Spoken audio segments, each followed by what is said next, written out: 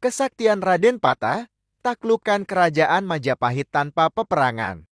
Kesultanan Demak, Raden Patah memiliki kesaktian, ilmu agama yang tinggi dan jago strategi saat menaklukkan kerajaan Majapahit, berlangsung tanpa peperangan dan pertumpahan darah. Pemuda bernama Raden Patah memutuskan pergi dari Palembang dan merantau ke Pulau Jawa. Dia naik kapal dagang hingga sampai di pesisir timur. Selanjutnya, pemuda berdarah biru yang memiliki garis keturunan Raja Majapahit ini berguru kepada Sunan Ampel untuk mendalami agama Islam. Selain Raden Patah, terdapat sejumlah santri yang berguru dengan Sunan Ampel, di antaranya Raden Paku Sunan Giri, Mahdum Ibrahim Sunan Bonang, dan Raden Kosim Sunan Derajat. Dikisahkan setelah dirasa cukup menimpa ilmu, Raden Patah diperintahkan oleh Sunan Ampel untuk meneruskan perjalanan ke arah barat dan mencari daerah yang terlindung oleh tanaman gelagah wangi. Sesuai perintah gurunya, Raden Patah, yang juga dikenal dengan panggilan Jimbun, merantau ke barat.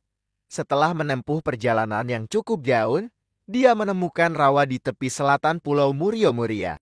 Kawasan rawa itu saking luasnya seolah-olah menutup lautan yang memisahkan Pulau Murio dengan wilayah daratan Jawa Tengah. Dia lalu memegangi pohon itu satu persatu untuk mencari pohon yang baunya harum. Raden Patah menemukan petunjuk dari Sunan Ampel, yakni gelagah wangi. Sesuai dengan arahan Sunan Ampel, jika sudah menemukan pohon gelagah yang harum, maka Raden Patah harus mendirikan rumah dan menetap di sana. Raden Patah pun berhasil menemukan pohon yang dimaksud. Dalam perkembangannya, wilayah itu memiliki pusat aktivitas masyarakat yang diberi nama Demak Bintara. Raden Patah pun kemudian dikenal sebagai Pangeran Bintara di kaki Gunung Muria.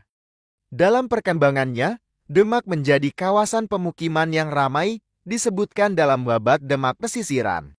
Keberadaan kawasan pemukiman baru ini diketahui oleh Raja Majapahit, Brawijaya V, yang merupakan ayah Raden Patah. Brawijaya V mengirimkan utusan untuk melihat kawasan yang dikenal sebagai Demak itu. Utusan Majapahit yang datang ke Demak Bintara adalah adik Raden Patah, Raden Hussein. Dia lalu menyampaikan maksud Raja Brawijaya V membawanya ke Majapahit. Anak Raden Patah dan ayah kandung Brawijaya V ini pun akhirnya bisa bertemu. Selanjutnya, Raja Brawijaya V lalu memberi izin kepada Raden Patah untuk memerintah Demak dengan gelar Adipati. Di bawah kekuasaan Raden Patah yang dinobatkan jadi Adipati Majapahit, Demak tumbuh sangat pesat dan mendapat dukungan dari Wali Songo. Selanjutnya para wali menyarankan agar Raden Patah menjadikan Demak menjadi kerajaan Islam dan memisahkan diri dari Majapahit. Hal itu seperti dilansir dari buku Ensiklopedia Kerajaan Islam di Indonesia, Dinuko Amarseto. Raden Patah selanjutnya mengumpulkan pengikutnya dari berbagai golongan untuk diminta membantu melepaskan diri dari kerajaan Majapahit. Usaha itu pun mendapat dukungan dari sejumlah daerah di Jawa yang warganya sudah banyak memeluk agama Islam seperti Jepara, Tuban, dan Gresik.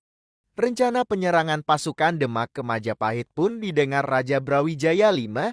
Saat pasukan Demak sampai di kerajaan Majapahit, ternyata Raja Brawijaya V sudah pergi dari istana. Pasukan Kesultanan Demak akhirnya bisa menaklukkan kerajaan Majapahit tanpa perlawanan. Raden Patah kemudian dinobatkan menjadi Raja Demak yang pertama. Setelah menaklukkan Majapahit, Raden Patah memindahkan semua alat upacara kerajaan dan pusaka Majapahit ke Demak. Hal itu sebagai lambang tetap berlangsungnya kerajaan kesatuan Majapahit, tetapi dalam bentuk baru di Demak. Slamet Muljana dalam buku Runtuhnya Kerajaan Hindu Jawa dan Timbulnya Negara-negara Islam di Nusantara menyebut kerajaan Demak berdiri pada tahun 1478 atau setahun sebelum berdirinya Masjid Agung Demak. Sedangkan sejarawan banyak yang menyebut bahwa Kesultanan Demak berdiri pada tahun 1500. Alasannya, perlu rentang waktu 21 tahun semenjak didirikannya Masjid Demak untuk membangun fondasi kemasyarakatan dan menyusun kekuatan di Demak. Setelah menjadi Raja Demak pertama, Raden Patah berhasil memperluas kekuasaan. Sejumlah wilayah di pesisir Jawa seperti Lasem, Tuban, Sedayu, Gresik, Cirebon, dan Banten berhasil ditaklukkan. Kesultanan Demak memiliki pelabuhan penting, di antaranya Jepara, Tuban, Sedayu, Jaratan, Tuban, dan Gresik. Wallahu alam bishawab, terima kasih.